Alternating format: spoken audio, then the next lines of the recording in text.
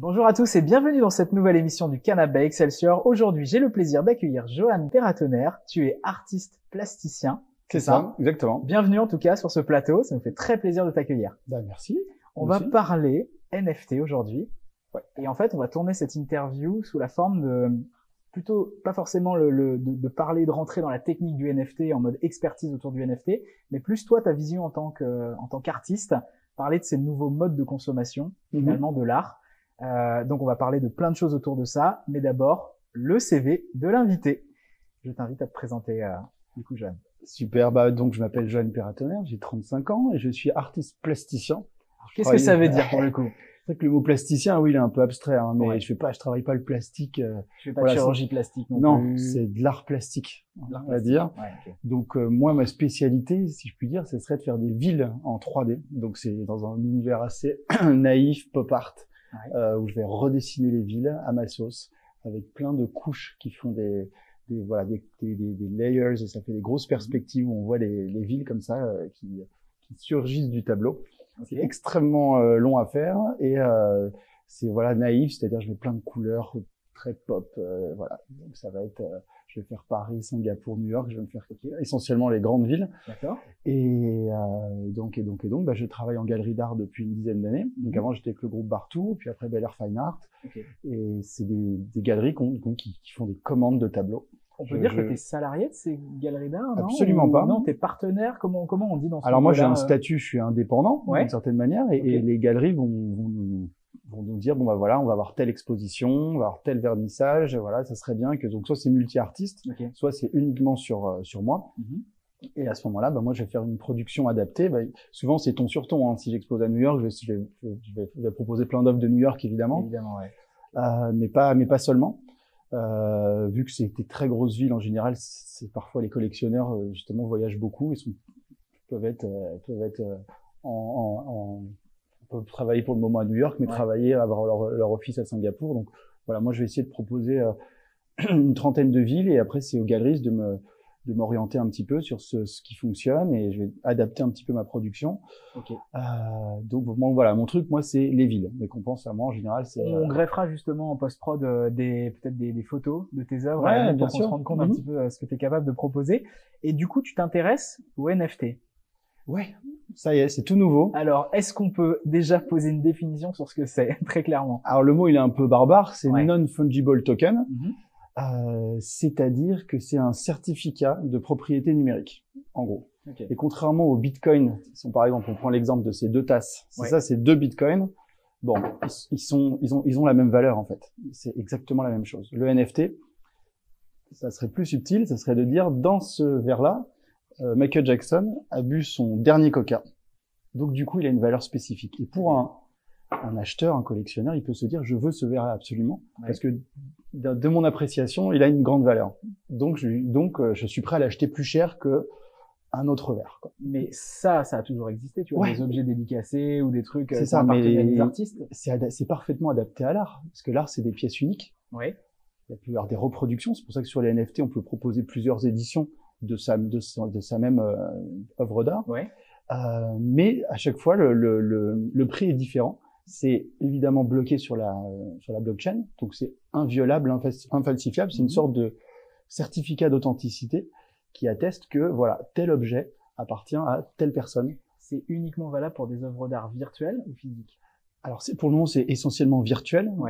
Peut-être qu'après ça pourra se télescoper dans le physique, mais pour le moment, c'est pas d'ailleurs seulement des œuvres d'art. Ça peut être des petits extraits vidéo, ça peut être des petites images animées, des petits gifs, ça peut être tout ce qui peut avoir une valeur spécifique où les gens peuvent du coup spéculer là-dessus et se dire bon bah voilà, je l'ai acheté tant, je le remets sur un marketplace, c'est racheté tant, donc c'est spéculatif.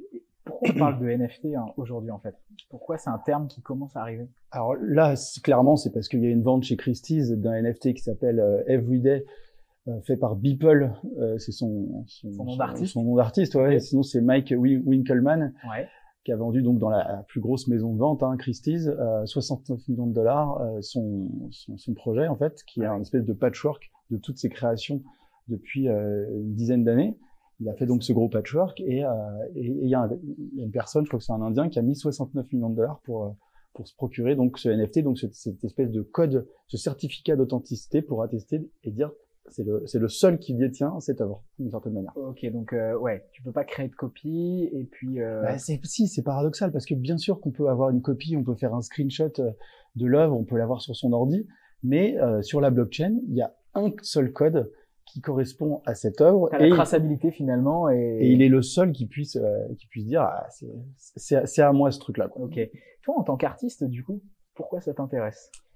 Et là, il y a eu un espèce de gros buzz là-dessus, donc tous les artistes, ils essaient de chatouiller un peu ce nouveau business-là, parce que ça fait tourner la tête, hein, on dit 69 millions de dollars, et puis il y a pas mal d'autres œuvres qui ont été vendues très cher, après on comprend pas pourquoi.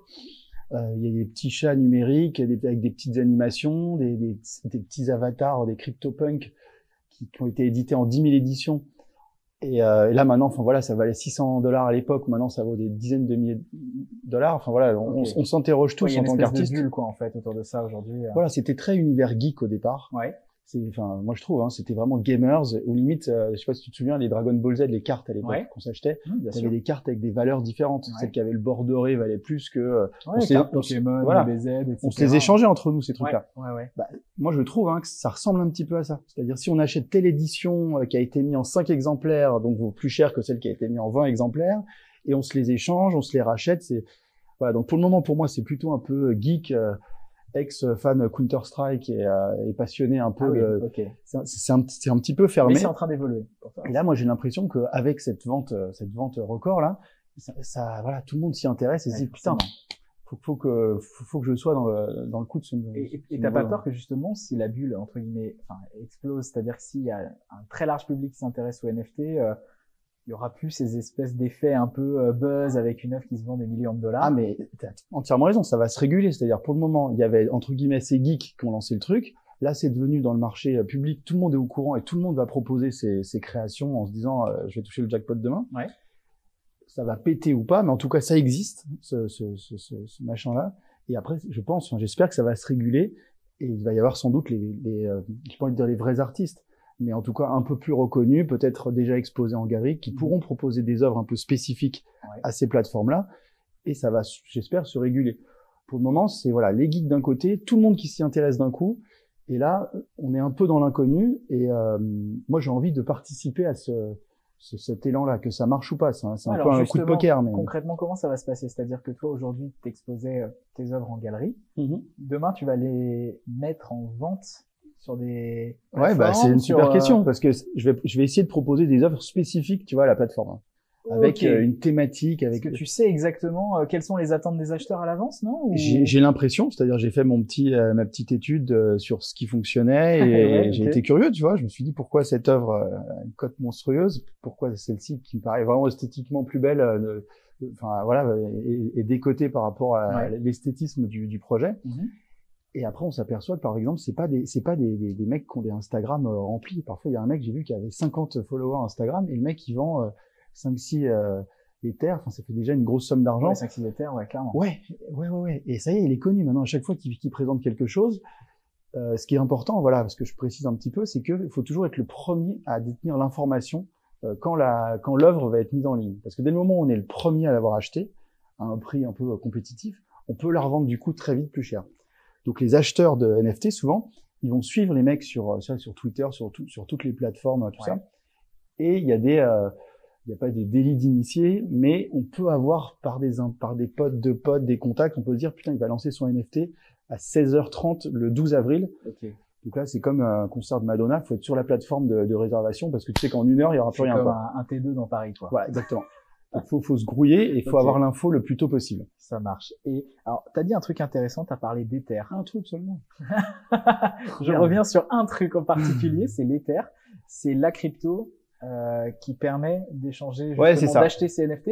Tu peux pas acheter un NFT en blockchain, en Bitcoin. En Bitcoin. Alors, de ma connaissance, c'est vrai que toutes ces plateformes-là marchent sous l'Ether, Ethereum. Bon.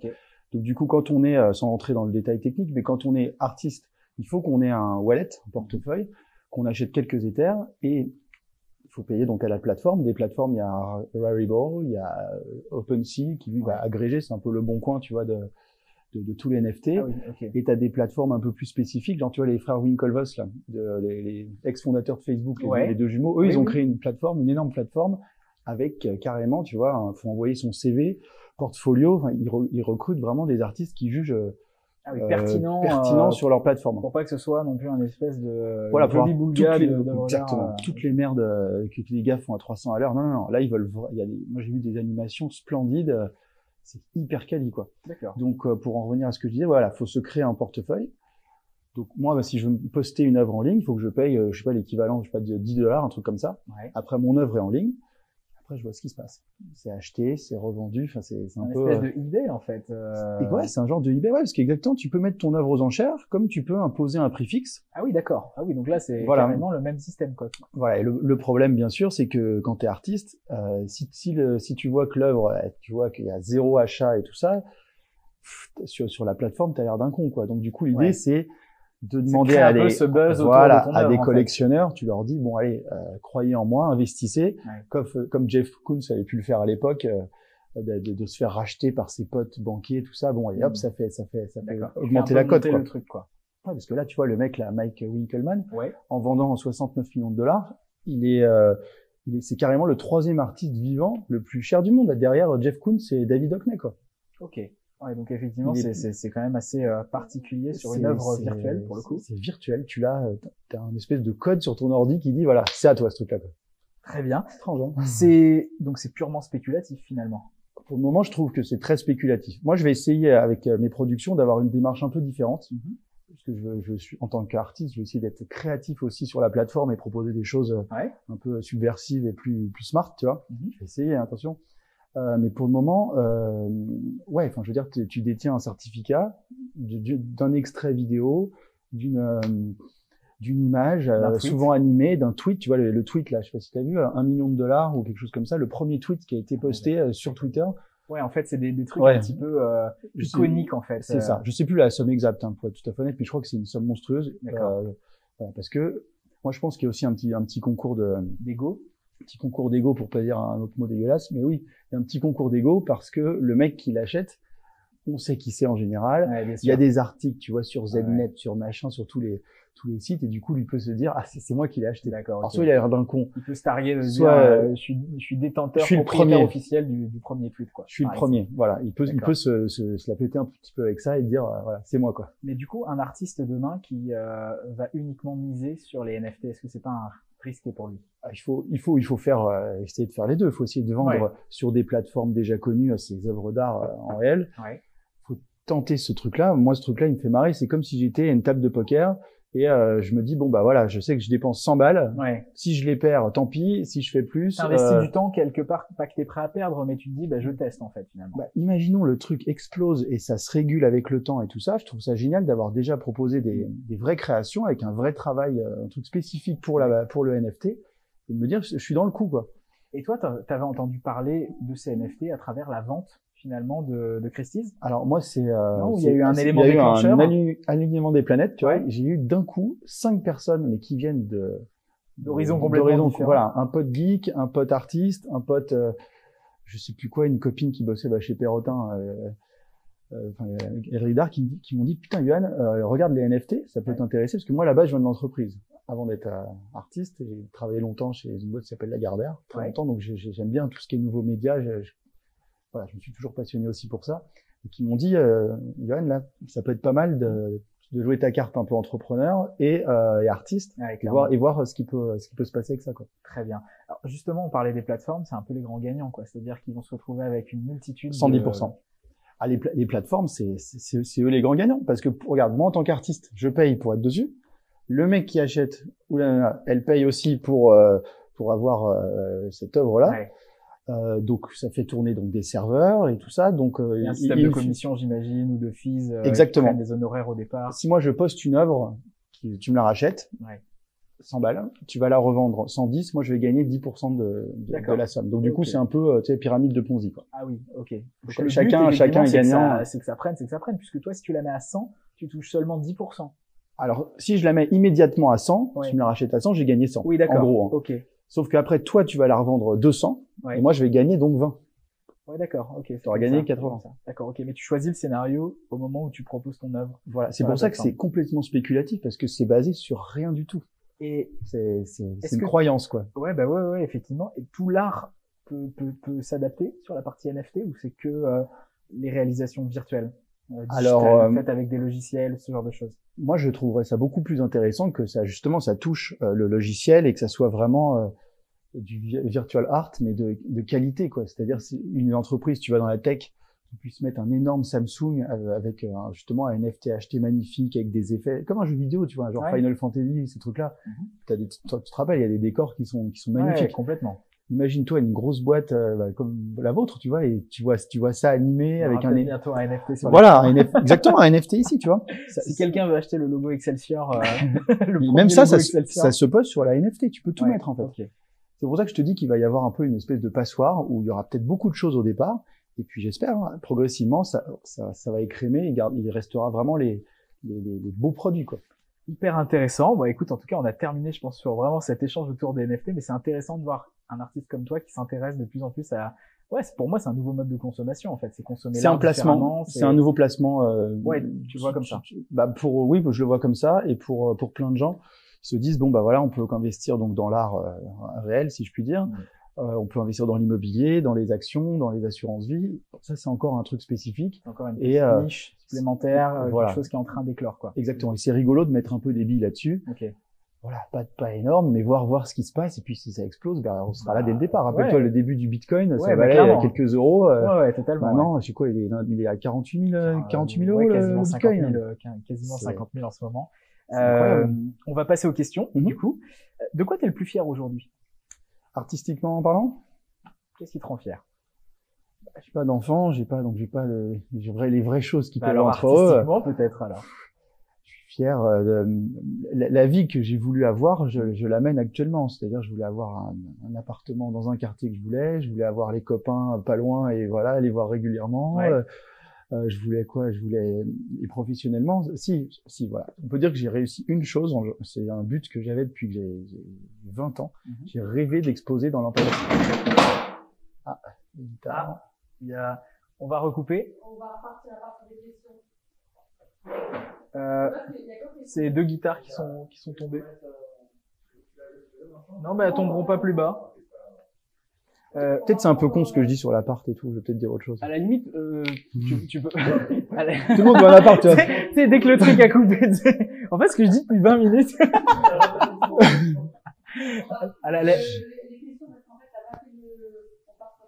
Ah ouais, ok, c'est parti. Ok, vas-y. Ouais, nickel. On va partir maintenant sur les questions. Johan, de quoi t'es le plus fier aujourd'hui? Alors, artistiquement parlant, je crois que j'avais un but depuis que j'ai 20 ans. C'était exposer à l'Empire State Building à New York. Ça, c'était c'était le Graal, tu vois. Okay. Donc j'ai commencé donc par les galeries d'art, voilà, progressivement tout ça, mais ça c'était un rêve personnel. D'ailleurs, je l'ai fait en autofinancement. Enfin, personne m'a suivi, c'était vraiment mon projet, tu vois. Ouais, bien sûr. Et j'ai monté un dossier de ouf en compétition avec des tonnes d'artistes. Ouais. Et coup de bol, j'ai réussi à avoir la signature. Il y a une espèce de lobby où il y a des énormes panneaux où tu peux exposer tes œuvres. Ouais. Et tous les 3 mois, ils changent d'artiste et ils sélectionnent, bien sûr. Hein, ils veulent pas faut que ça respecte leur cahier des charges. Et du coup, l'an dernier, de février à juin, j'ai exposé dans l'Empire State Building et là, j'en suis ultra content. C'est-à-dire, je sais pas ce que je peux espérer de plus, quoi. Il y a des tours partout, à Dubaï, Burj Khalifa, tout ce que tu veux. Ouais, l'Empire State, c'est iconique. C'est iconique, donc voilà. C'est peut-être ça mon plus grand truc, quoi. Si t'avais un conseil à nous donner, à part investir en NFT. Conseil à donner? Pour les artistes, j'ai envie de leur dire qu'il faut essayer de se débrouiller pour avoir un style assez précis. Si on va dans toutes les directions, on n'est plus identifiable. Moi, ça me dérange pas qu'on dise Yoann, il fait des villes. Même si je sais dessiner des femmes à poil super bien, je préfère qu'on dise Yoann, c'est les villes. Ouais, voilà, t'as envie qu'on t'identifie sur une expertise. Il y a tellement d'artistes. C'est bien je le trouve, d'être le meilleur dans un sujet que d'essayer de papillonner partout. Ouais. Donc, et après, une fois qu'on a cette technique et qu'on reçoit beaucoup d'avis, il faut écouter les gens. Faut pas être dans sa bulle, dans son atelier. Et une femme à poil, j'aime pas ce que je dis là. C'est con.